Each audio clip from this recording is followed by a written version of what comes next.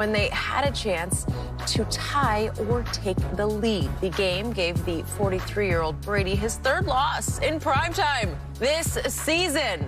We're now joined by the Ram ambassador himself, Fox Sports NFL analyst Eric Dickerson. Eric, it is so good to see you, and I see that smile on your face. What was your biggest takeaway from last night? Well, the biggest takeaway I got to start with first is how ugly those uniforms are on television. Those uniforms are horrible. But, we won the football game.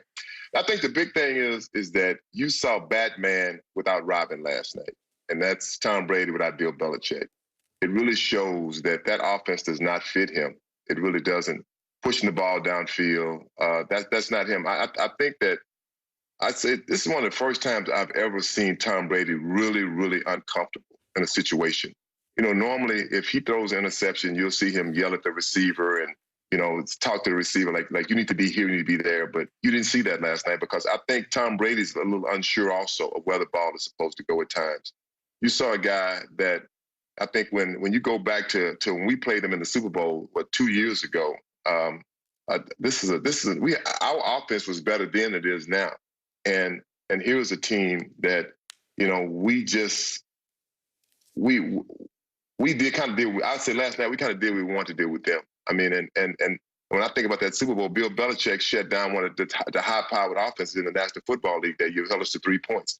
And here we are with Tom Brady with the Buccaneers.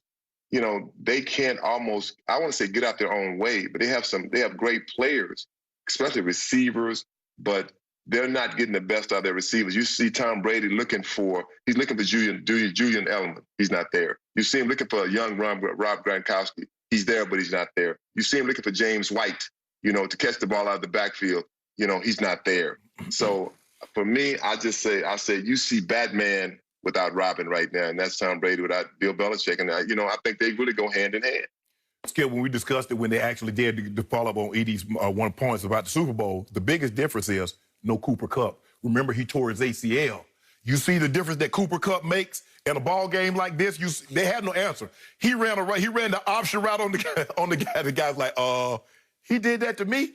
But when you look at this, Ed, I watched last night, they did something really, really with Brady. Is that Brady was hard play action or everything with the quick. And I just tweeted, I said, at some point in time, you got to press somebody because Brady will prick you apart. If you just let the receivers go down there and turn around, he's too accurate. Well, Williams started pressing AB, Jalen Ramsey started pressing Mike Evans, and it says, we don't believe Godwin can beat us. So now let's go play football. And just that little bit of timing was enough to throw Tom Brady out. Tom was terrible last night. 0 for 6 with 2 interceptions on throws of 20 yards down the field. Last 4 games, he's 1 for 20 on throws 20 yards down the field with 3 interceptions. Skip, your guy. And ED, I don't know, did you see this? Let me show, I got a blooper reel I want to show you. Can you throw the ball forward twice, ED? Can you throw it forward, get it batted back, catch it, and throw it forward again? What is this, Skip? I thought that was his best pass of the night. Skip, hold on. Boy, he must be thought it was Colorado, Missouri. You got to field down. Skip, what is this? He completed that ball. Skip, what is that? That was goatish. Skip, that's year 21. That's like a rookie quarterback lining up on the guard to take the snap. Skip, you can't do that. That's your GOAT. Is that your GOAT? Yeah, that's why I said that was goatish. That was something. I've never seen a quarterback pull that off before. Lowercase GOAT. Get a pass slapped right back in his face, and he completes the ball. And let that you ever seen that? And let that sink in. Thank you for showing that. Let that sink in. And had they not declined it, that's the only reason he got 216. He'd have been under 210 yards passing if it had not been for an illegal pass. Skip, Skip, can we just say, I'm going to turn it over to you. Can we just say Tom Brady wasn't good last night, Skip? It's not to diminish what he's already accomplished. We're talking about last night. Tom Brady was outstanding in the first half of that football game. He was dealing. Was the game on over? Fire. So back to Eric's first point. This was actually Batman without pass protection or a running game or even a semblance of a defense that could defend the pass.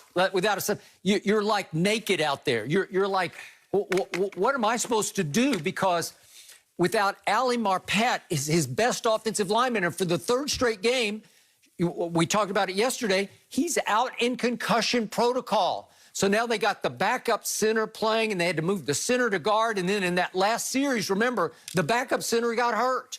They're up against an Eric Dickerson Los Angeles Rams defense that just might be the best defense in pro football. They have allowed the least yards in pro football. I told Shannon yesterday, I predicted this. I first guessed it, Eric.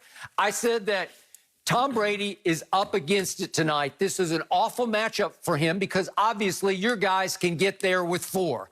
And in the third quarter, they started bringing the heat on him in ways that Todd Bowles could never bring the heat on Jared Goff. He's Jared Cough it up. And they never touched him. They didn't hit him. They didn't sack him. They let him get incredibly comfortable. Do you realize that the Tampa defense, which is not a playoff defense, do you realize it let Jared Goff come within 1 completion of the all-time Monday night completion record? Do you understand? That's 39 completions. 40 is the all-time Monday night record. What's it go back to? 1970 Monday Night Football? So think about that. In the last 2 games at Tampa, what I call Tampa Bay, in primetime on a Sunday night and a Monday night, Drew Brees and Jared Goff combined to complete almost 80% of their passes. Well, you're up against it. So you're up against 2 really good defenses, obviously New Orleans and Los Angeles, and Tom Brady's just trying to do the best he can. I thought under the circumstances, I told you yesterday, this got to be a Ronald Jones game. Guess what? The Tampa Bay Buccaneers ran it 18 times last night and averaged 2.3 yards per rush. Skip, that's your, hold on. Okay, well, you got no chance. That's your house, though. Okay. That's your house. They came and do your, I mean, how you going to let somebody come eat up all your food and have no repercussions? Okay, so you know, I'm telling you, Brady actually went 7 of 14 on third down, which is pretty great. He actually went 3 of 3 in the red zone, which is pretty great. He actually put up great numbers in the first half. He had 1 drive that was just sensational, and you say he's playing terrible? Skip. At one point, he had 129 yards. Yeah, but he had 45 yards in the first half on pass interference penalties. Those don't count in the yardage. No, they don't. Well, wait, I got to show my man Eric 1 tape here because this is to go ahead 14-7. If we could see what happened mid-second quarter, can we see these throws by Tom Brady? That's 3rd and 6 to Cameron Brate. The next one's 3rd and 9 to Cameron Brate. This is just a rocket to the boundary. Thank you. And then how about another 3rd and 8? Tell me this isn't a fastball. That's the little Scotty Miller, and it's pass interference on your man Fuller, the rookie. And then here we go to finish off the drive to Mike Evans on Jalen Ramsey to get it down to the 2-yard line. Thank you. And you tell me that's terrible? Are you kidding me? Skip. Skip. But that was in the first half, wasn't it? Yeah. We got a second half also. Yeah, thank you. I give you this. My job in the first half, I'm done. You know, it doesn't work like that. In the third quarter, your guys tore Tom Brady apart. He took some serious Drew Brees-style punishment in the third quarter. And I'm the first to admit, he got a little happy-footed in the fourth quarter because you do. I mean, don't you have that guy named Aaron Donald? Don't I always hear about how he's the best player in pro football? He is great. And the thing is, he makes everybody around him great. One thing, when you look at our defense, I got to say that Jalen Ramsey, when I look at those pass interferences, both guys are pushing. It's always, and I'm an offensive player, but sometimes you have to say, look, come on, man, both of them are pushing. Yeah, play through it. You just can't call it. You got to let them play football. But Jalen Ramsey, Shannon, you call the guy got some dog in him. Mm-hmm. He has dog in him. He does. Makes our defensive secondary that much better. Yep. I mean, he really does. Then you got Aaron Donald up front. You got Floyd. I mean, all the guys are playing very, very good football, aggressive football. And what they did to Tom Brady, I told you this last week. I said, no quarterback. I don't care if it's Tom Brady, whoever. They go Joe Montana. It doesn't make a difference. Russell Wilson. None of them like to be hit. Mm-mm. You hit them enough. You put enough pressure on them. You get in their face enough. Eric. After a while, you rattle them. Jared Goff does not like to get hit. And if you beat him up early, what did he do at Miami? He turned it over 4 times in the first half.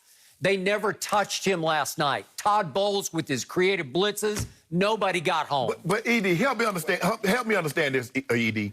Now, you and I, we've been trying to talk about Coach Belichick and the influence that he had on Tom Brady.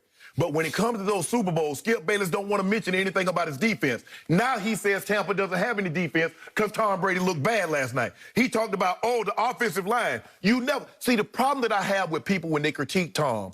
They never give people credit when they win. It's only Tom. But when they lose, it was the defense fault. The offensive line didn't block. Okay. The running back can't run. Well, don't do that. Give me an answer for this one.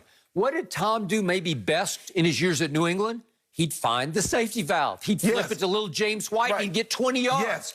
Last night, he flipped it 4 times to Leonard Fournette.